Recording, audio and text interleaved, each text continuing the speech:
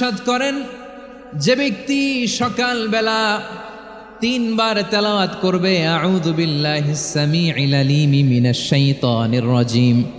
এরপরে সূরা হাশরের শেষ 3টি আয়াত তেলাওয়াত করবে,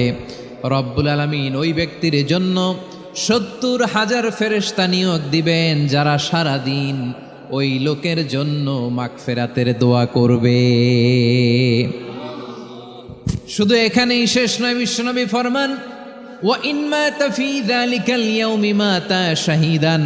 ওই দিন যদি ওই ব্যক্তিটা ইন্তেকাল করে সে শহীদ হয়ে কিয়ামতের দিন আল্লাহর সামনে দাঁড়াবে।